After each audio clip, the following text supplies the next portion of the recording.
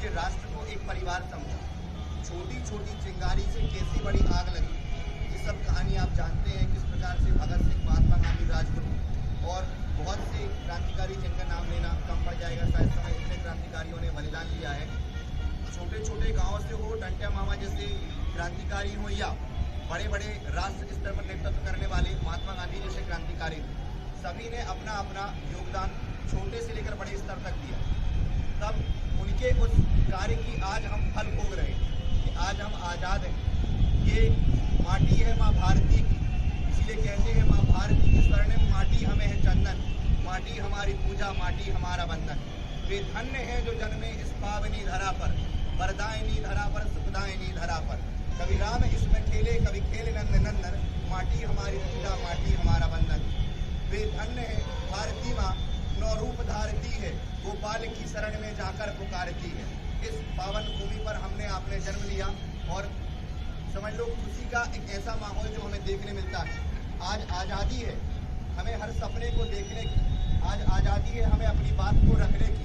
बाबा साहब अम्बेडकर ने जिस संविधान को स्वरूप दिया, उस संविधान ने आज हमें बोलना सिखाया, उस संविधान ने आज अस्पृश्यता को दूर किया।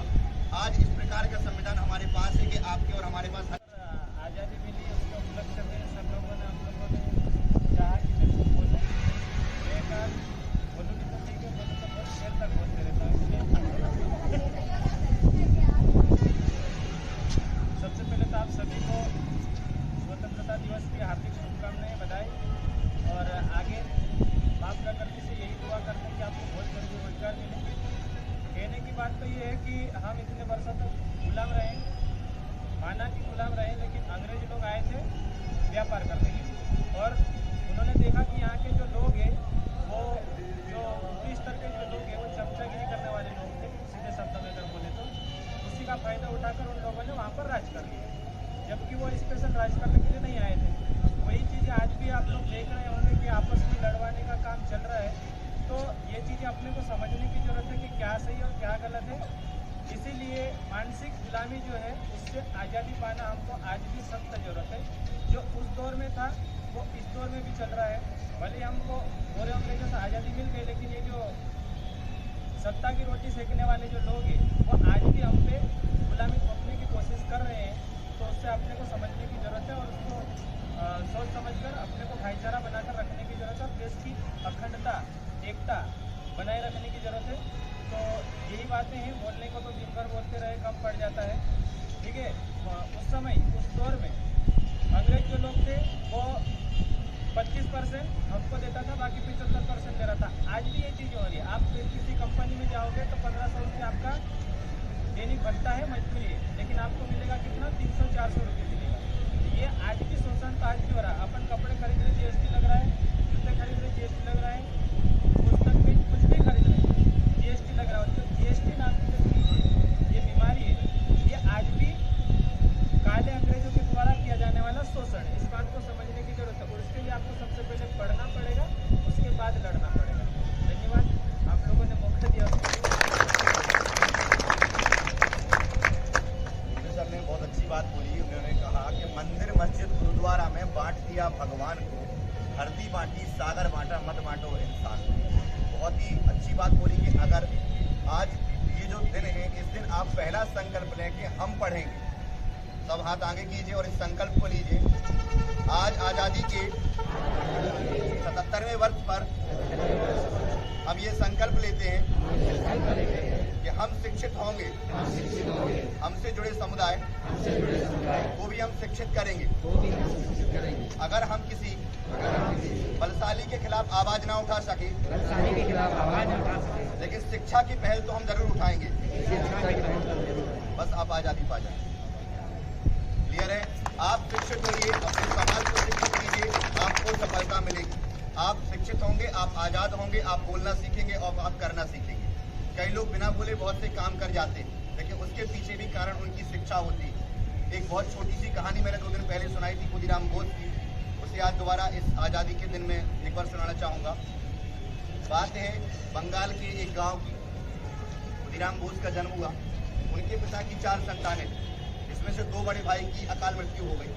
इस कारण उनको ये लगा कि इनका ये तीसरा बेटा भी कहीं ऐसा ना हो कि मृत्यु की गोद में चला जाए।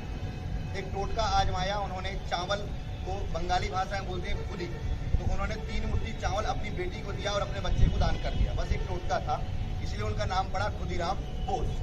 अब कहानी कुछ इस प्रकार से शुरू होती है कि एक मजिस्ट्रेट थे किंग्सफोर्ड, और वो इतने अत्याचारी थे कि उन्होंने देखा अगर कोई भारतीय व्यक्ति अत्याचार करता है तो वो क्या करते थे, गिरी हालत में 15 कोड़े मारने की सजा देते थे। अगर कोई छोटा सा गुनाह भी गाली देने का या कोई छोटी सी चोरी का हो तो 15 कोड़े, उसके बाद जेल की सजा वो सुनाते थे। इसके चलते इन्होंने क्या कहा कि एक अनुशीलन समिति उस समय कार्य कर रही थी जो देश की आज़ादी के लिए कार्य करती है। खुदीराम बोस 9 वर्ष की उम्र में उस समिति से जुड़े। 13 वर्ष की उम्र में पहली बार भारत की क्रांति के लिए पर्चा बांटते हुए गिरफ्तार किए गए।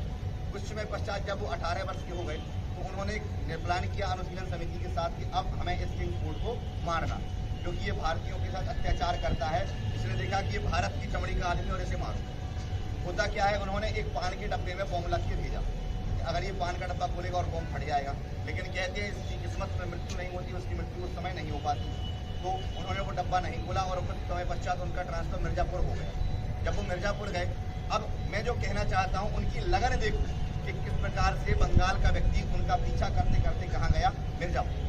मिर्जापुर पहुंचे। मिर्जापुर में उन्होंने उनकी एक्टिविटी को देखना शुरू किया कि हमें इसे मारना है।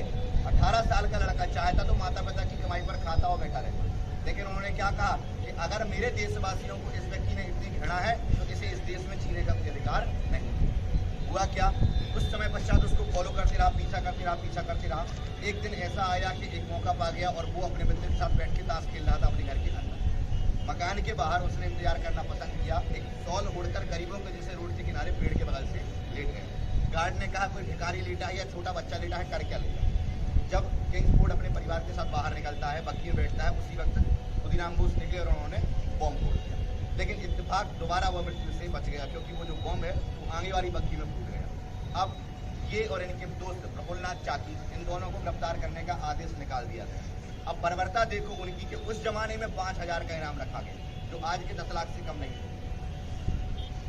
इसे बोलते हैं जब सामने वाला रूठ जाए तो वो एन के प्रकार आपको परेशान करता है, लेकिन जब हम रूठ जाते हैं तो हम भी क्या करते हैं, साम दाम दंड भेद का उपयोग कर लेते हैं।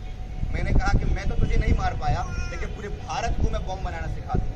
और मजिस्ट्रेट जब उन्हें फांसी की सजा सुना रहा था तो उन्हें अपनी मृत्यु का डर नहीं था, मतलब मौत खड़ी थी सामने, लेकिन उन्होंने उस मृत्यु से डरी नहीं। और उन्होंने क्या कहा कि मैं कुछ आखिरी बात बोलना चाहता हूँ फांसी की सजा के पहले। मजिस्ट्रेट ने कहा मेरे पास समय नहीं है।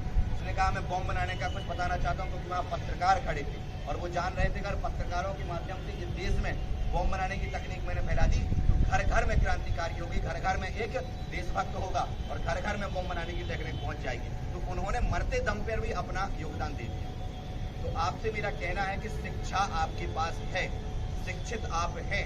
कौन सी योजनाओं से आपके संबंधी जन, आपके परिवारजन, आपके पड़ोसी, आपकी पहचान वाले लाभ प्राप्त कर सकते हैं, उन्हें आप लाभ दीजिए। ठीक है, खुदीराम बोस से और ऐसे ही सारे महान क्रांतिकारियों से सीखिए कि किस प्रकार समाज सेवा की जाती है।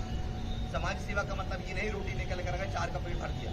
शिक्षा की रोटी खिलाओ, ऐसी भूख मिटेगी जीवन पर्यंत के लिए भूख मिट जाएगी। भाई रोटी खिलाओगे सुबह दोबारा भूख लग जाएगी, लेकिन किसी व्यक्ति को 1 साल शिक्षा दोगे जीवन पर्यंत उसकी भूख नहीं मिटेगी, मतलब जीवन पर्यंत के लिए वो संतुष्ट हो जाएगा। तो अगर किसी को दान करना चाहे तो शिक्षा का दान करो। इस प्रकार से भूपेंद्र सर आपकी मदद कर रहे हैं शिक्षा के क्षेत्र में कार्य करके। इसी प्रकार से आप भी चाहें तो आप भी अपने लोगों को भेज सकते हैं, बुला सकते हैं, एकत्रित कर सकते हैं। लगातार इस महासंग्राम में साथ रहिए। आज़ादी सबसे पहले आपको अशिक्षित वर्ग से पानी, सबसे पहले उन्हें शिक्षित कराकर उनकी आज़ादी को आप दिलाइए। आप भी क्रांतिकारी बनिए। ठीक है, इसके साथ आज के कार्यक्रम के लिए मैं समापन किया आप लोगों से रिक्वेस्ट करता हूँ। साथ ही बोलिए भारत माता की जय, भारत माता की जय।